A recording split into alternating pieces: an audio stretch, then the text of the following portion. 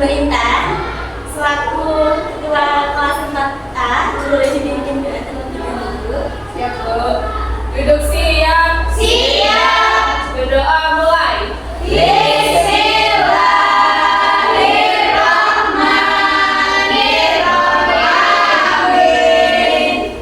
Alhamdulillah. Sekarang coba kalian tengok kanannya, tengok kirinya. Apakah ada teman kalian yang tidak berangkat? Alhamdulillah.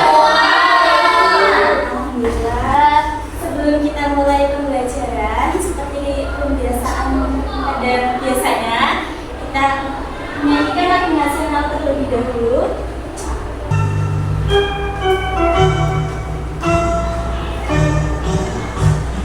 Bangun pemudi pemuda Indonesia, tangan baju musik singkat untuk negara. Kewajiban mula menjadi tanggunganmu terhadap nusa. Coba perhatikan jawaban di layar. Lalu ibu coba minta kalian pilih salah satu gambar yang menunjukkan perasaan kalian pada hari ini. Misalnya nomor 1, nomor 2, nomor 3, atau nomor 4. 5.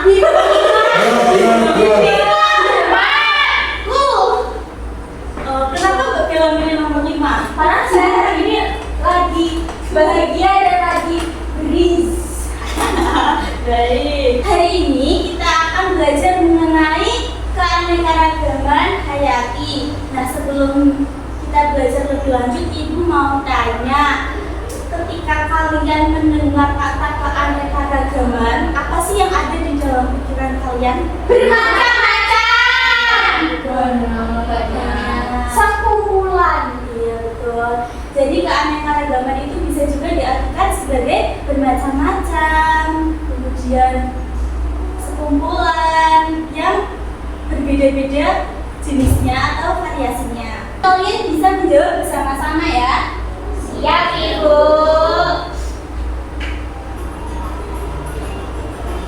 Wow. Apa itu keanekaragaman hayati?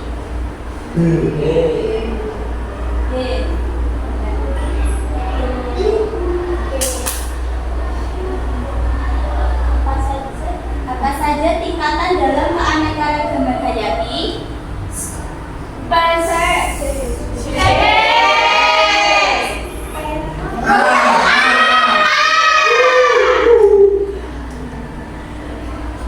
Variasi susunan gen dalam satu spesies disebut keanekaragaman spesies.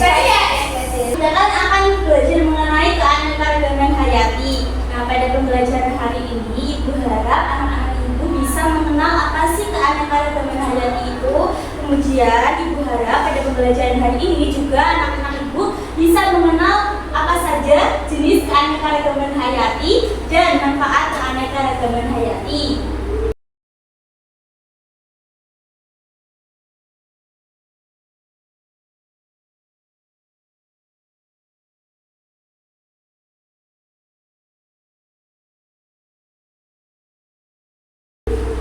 Untuk itu, langsung saja pada materi. Jadi, keanekaragaman hayati atau biasa disebut biodiversity adalah keanekaragaman pada makhluk hidup yang menunjukkan adanya variasi bentuk, penampilan, ukuran, serta ciri-ciri lainnya. Nah, keanekaragaman hayati ini terjadi karena adanya pengaruh faktor genetik dan faktor lingkungan yang mempengaruhi fenotip atau ekspresi gen. Jadi, keanekaragaman hayati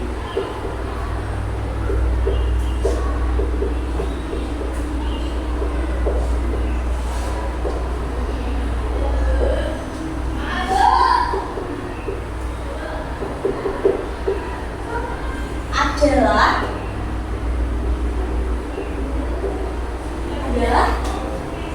Keanekaragaman pada makhluk hidup yang menunjukkan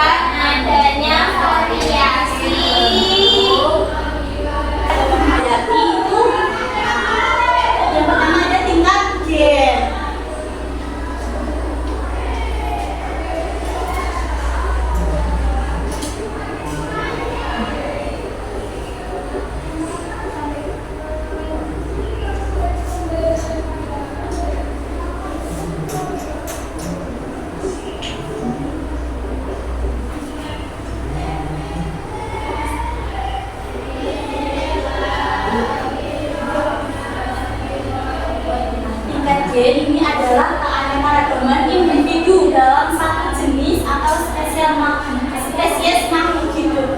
Keanekaragaman gen menyebabkan bervariasinya susunan genetik sehingga berpengaruh pada genotip atau sifat dan fenotip atau penampakan luar suatu makhluk hidup. Contohnya ini ada bunga mawar, kemudian ada Paranoid manusia. Jadi walaupun namanya itu bunga mawar, tapi ia memiliki bermacam-macam warna. Itu dipengaruhi oleh tingkat gen.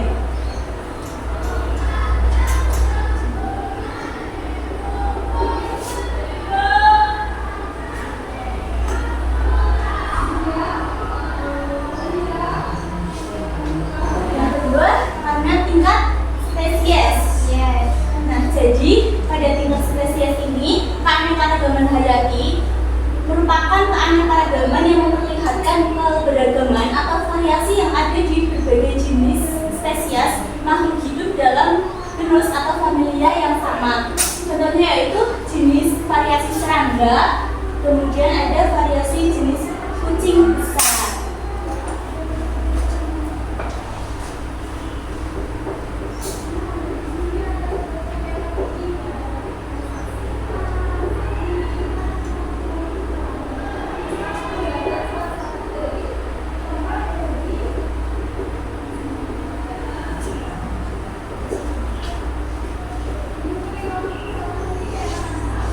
Kemudian ada tingkat ekosistem. Nah, pada tingkat ekosistem ini merupakan keanekaragaman suatu komunitas yang terdiri dari hewan, tumbuhan, dan mikroorganisme di suatu habitat. Nah, keanekaragaman ekosistem ini terjadi karena adanya keanekaragaman gen dan keanekaragaman jenis atau spesies. Contohnya ada Pasir. terus Sabana. Nah, berikut adalah peta penyebaran fauna berdasarkan garis Weber dan Karen. Yang pertama ada fauna asiatis, yaitu terdiri dari banyaknya mamalia berukuran besar. Contohnya seperti harimau, gajah, dan gajah. Kemudian berbagai jenis kera. Terus sedikitnya burung berwarna, namun banyak yang bersuara merdu dengan ukuran kecil sampai sedang. Kemudian pada fauna peralihan, contohnya ada hewan endemik, selanjutnya hewan mirip dengan tipe Asia atau tipe Australia, kemudian terdapat hewan langka dan binatangnya sebagai sisa hewan purba yang mampu bertahan, seperti contohnya komodo. Kemudian Fauna Australia. ada fauna Australia yang terdapat di garis Weber. Contohnya seperti terdapat binatang bertanduk, contohnya kanguru. Kemudian mamalia berukuran kecil, contohnya wallaby dan opossum. Kemudian banyak jenis burung yang berbulu indah. Contoh flora Indomalaya, contohnya seperti ada bunga bangkai, terus bunga anggrek, cempaka warni, kemudian contoh flora Indo-Australia, contohnya ada pohon sagu, cengkeh, kayu manis, dan Nah, dari adanya keanekaragaman hayati itu memiliki manfaat untuk manusia, terutama pada jenis keanekaragaman tumbuh-tumbuhan. Yang pertama untuk bahan pangan, contohnya seperti rempah sebagai bumbu masakan dan ragam tumbuhan dan hewan sebagai lauk pangan. Kemudian untuk kosmetik, contohnya seperti lidah buaya untuk penyubur rambut, dan serai bisa diolah menjadi lotion atau minyak untuk mengusir nyamuk.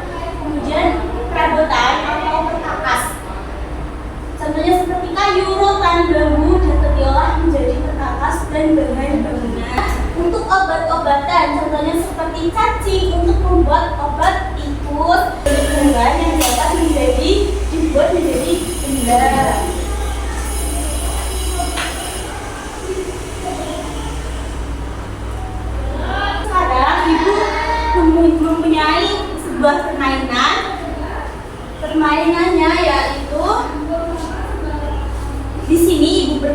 sebagai detektif, namun ibu akan meminta bantuan anak-anak sebagai detektif bantuan yang nantinya mencari sebuah harta karun yang sudah ibu temukan. Nah, sekarang ibu mau membacakan bagi kalian menjadi 3 kelompok. Ini kelompok 1, kelompok 2, dan kelompok 3. Nah, nanti pencarian harta karunnya itu dilaksanakan secara berkelompok. Nah, sekarang ibu bacakan fungsinya terlebih dahulu, yaitu seorang kolektor terkenal di kota telah kehilangan satu set kartu rahasia yang sangat berharga. Nah, kartu ini diperlukan untuk menyelesaikan beberapa penting yang bisa menyelamatkan kota dari kekacauan besar. Nah, ibu di sini berperan sebagai detektif yang akan merekrut anak-anak semua menjadi detektif bantuan untuk mencari kartu yang hilang. Kemudian nanti kalau kalian sudah menemukan kartu tersebut, kalian kembali ke tempat duduknya masing-masing dan nanti ibu beri sebuah pertanyaan dari kartu tersebut. Sekarang ibu memberi waktu 10 menit untuk kalian mencari keberadaan harta karun tersebut.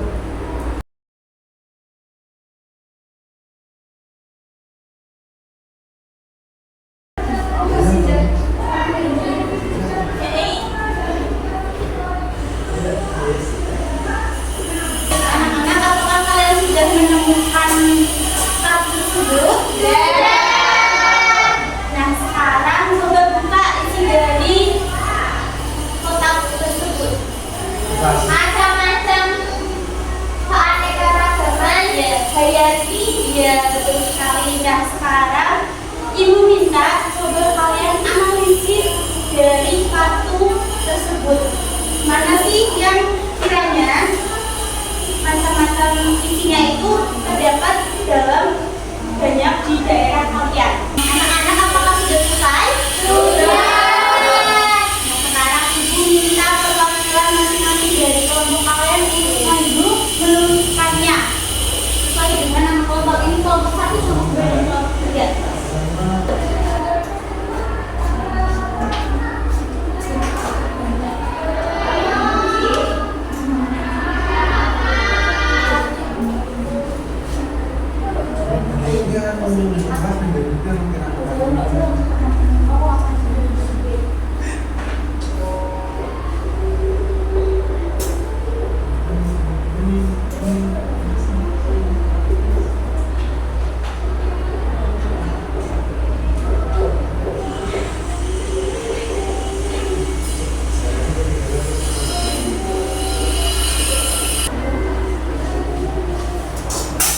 Selanjutnya kelompok 1.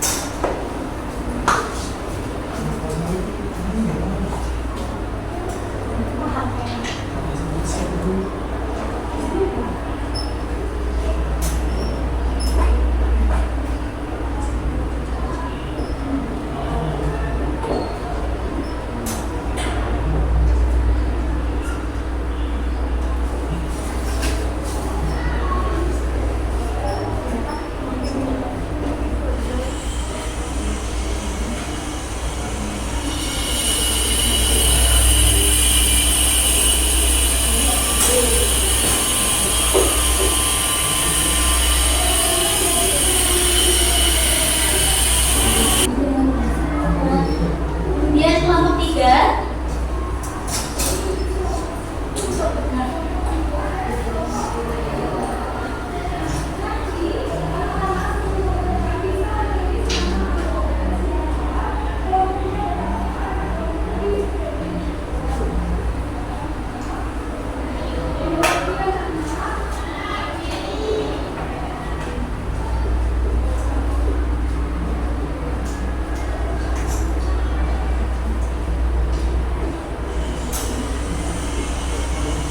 Sekarang kita lihat dari kelompok 1 yang terdapat dalam jumlah banyak di daerah kita, yaitu ada sapi, pala, kemiri, dan tebu. Sedangkan ditemukan dalam jumlah sedikit ada tepung kunci, dan bawang bombay.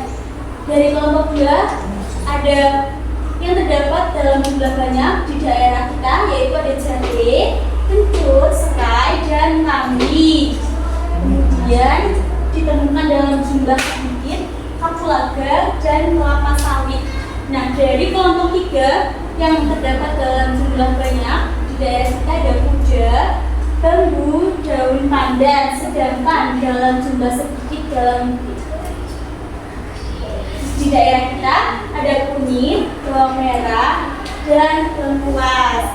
Oke, tepuk tangan untuk kita semua. Anak-anak, sepertinya kalian sudah capek ya?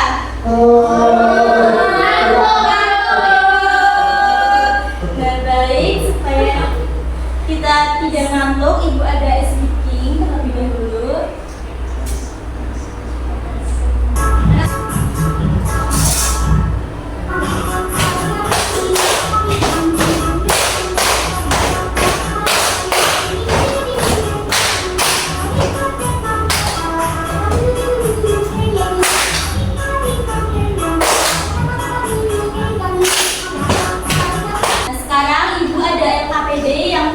Kerjakan secara berkelompok lagi. Nah, untuk kelompoknya sama seperti tadi, kalian bisa menjawab pertanyaan yang ada di LKPD ini. Nah, untuk mengerjakannya Ibu beri waktu 10 menit, kemudian nanti bisa dipresentasikan.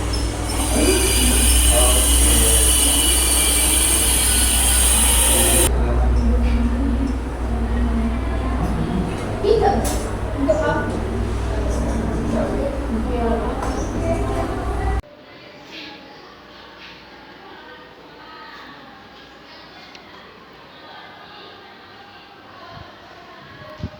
Sudah selesai? Sudah. Baik, sekarang minta kelompok 1 untuk maju presentasikan.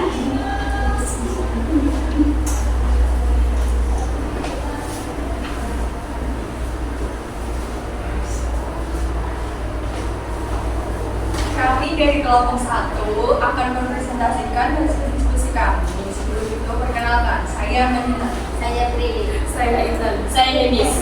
Di sini daerah tempat pertanyaan nomor 1, daerah tempat kalian termasuk ke dalam karakteristik yaitu Indo-Malayan atau dataran rendah.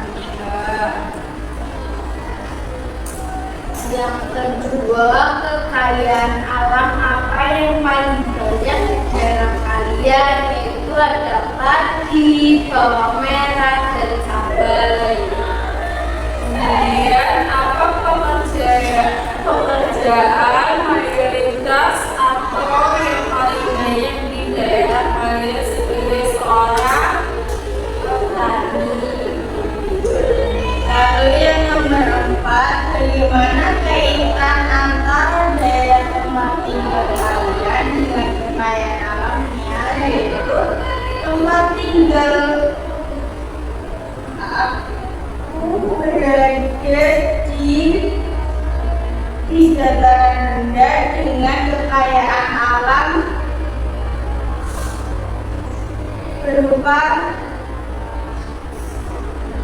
padi. Untuk yang kedua ada bacaan dan disuruh melengkapi kata di kalimat yang menumpang.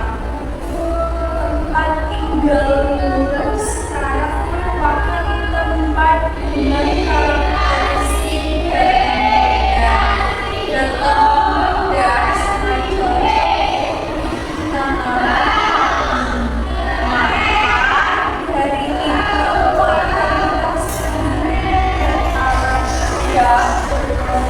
sebagai petani.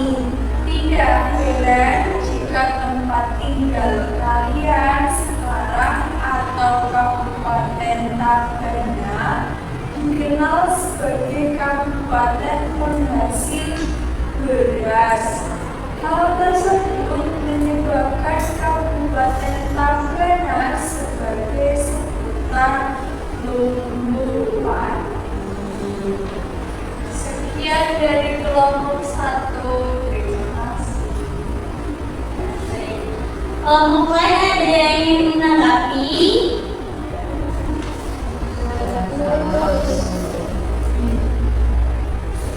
Untuk kelompok 1 dikasih